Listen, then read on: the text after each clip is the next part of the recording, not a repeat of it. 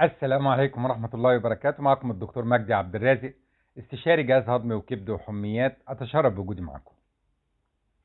النهاردة إن شاء الله موضوعنا عن التجربة اللي بتعملها شركة سينوفاك على لقاح سينوفاك للأطفال من سن 7 سنين لسن 17 سنة. احنا عارفين ان كان لقاح سينوفاك ضد كورونا ما بندهوش اقل من 18 سنة. فاحنا سمعنا خبر ان الشركة هتبتدي تعمل تجارب على الاطفال في عدة دول، منها جنوب افريقيا واخدة 2000 طفل، ومنها شيلي، ومنها الفلبين، ومنها ماليزيا، ومنها كينيا. التجارب دي الغرض منها ايه؟ الغرض منها اولا ان هي تشوف مدى سلامة وفاعلية اللقاح في السن الصغير ده من سن 7 لسن 17. ايضا لازم نبقى فاهمين ايضا ان الخطورة كلها بتاعة فيروس دلتا المتحور تكمن في سن الاطفال والشباب. وبالتالي احنا لو نجحنا في ان احنا نطعم الاطفال والشباب بلقاح سينوفاك، يبقى احنا كده عملنا خطوة مهمة ضد متحور دلتا الجديد. مهم جدا جدا ان احنا نبقى فاهمين ان احنا بالنسبة لسينوفاك احنا كنا عندنا 4 حالات ممنوعين من ان احنا نديهم سينوفاك: الاطفال اللي هم اقل من 18 سنة، والسيدات الحوامل، إلا إذا كانت هذه السيدة معرضة لخطر العدوى، زي مثلا تكون بتشتغل في مركز صحي، أو إن هي يكون عندها مرض مزمن، وبالتالي بالمشاركة مع الدكتور أو الطبيب المعالج ليها في بعض الأحيان بننصح بإن هي تاخد التطعيم على أساس إن هي في خطر من فيروس كورونا أكتر بكتير من إن هي لو خدت التطعيم. كذلك الناس اللي هي عندها درجة حرارة أعلى من 38.5 فبننصح إن هم ما ياخدوش لقاح سينوفاك. أيضا الحالات اللي هي حصلت لها حساسية شديدة من الحقنة الأولانية أو الجرعة الأولى، وبالتالي فإحنا بننصح إن هي ما تاخدش الجرعة الثانية. إذا في 4 حالات إحنا بننصح إن هم ما كانوش ياخدوا التطعيم بتاع سينوفاك: الأطفال، والحوامل، واللي درجة حرارته 38.5، واللي جاله حساسية شديدة من مكونات اللقاح. يعني مش أي حساسية، مش حساسية بنسلين أو حساسية دواء معين، لا، من مكونات اللقاح. وبالتالي فإحنا بننصح بأن هؤلاء الفئات ما تاخدش التطعيم سينوفاك. طبعا احنا عارفين ان السينوفاك بيدي فاعلية حوالي 51% من اعراض كورونا، لكن بتصل لفوق 90% او 100% للحالات الشديدة او التي تحتاج الى مستشفى او التي تؤدي الى الوفاة.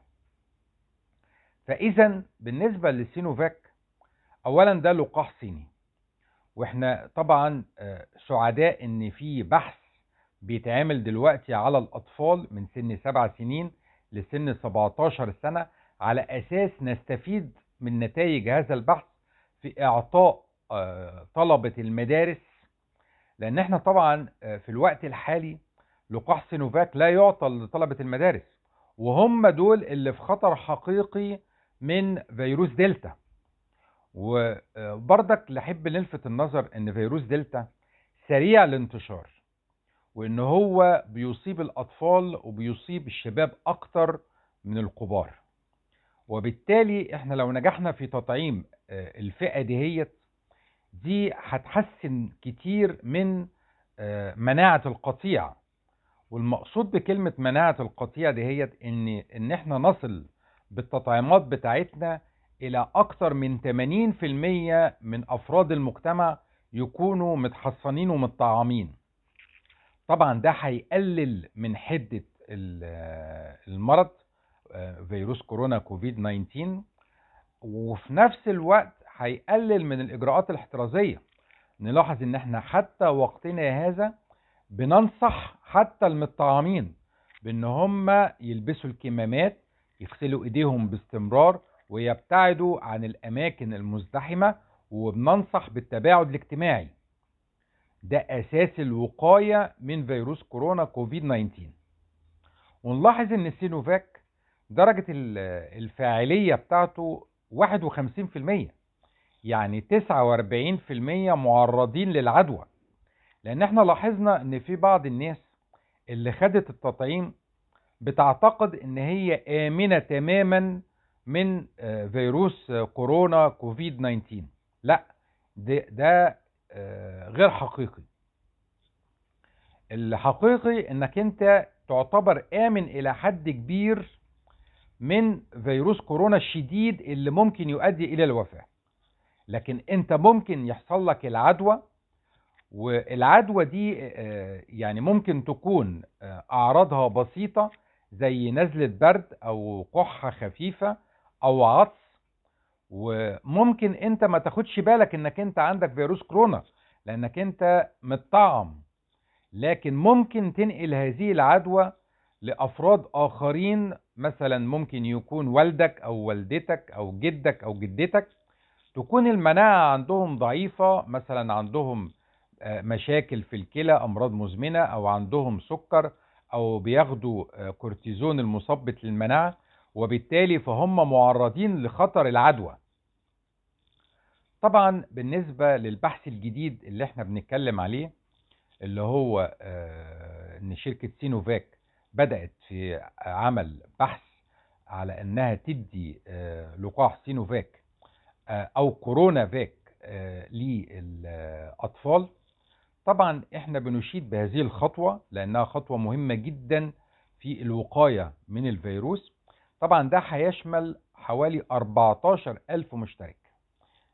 زي ما قلت البحث ده في جنوب أفريقيا، وجنوب أفريقيا يعني مشتركة بحوالي 2000 مشترك، طالب وأطفال وشباب.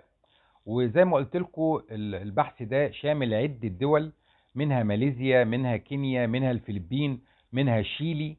كل الدول دي مشاركة في هذا البحث، واحنا في انتظار نتائج هذا البحث، لان طبعا ده هيهمنا جدا جدا. لان لو نجح هذا البحث احنا هنطبقه في بلادنا علشان نحمي اطفالنا من فيروس كورونا.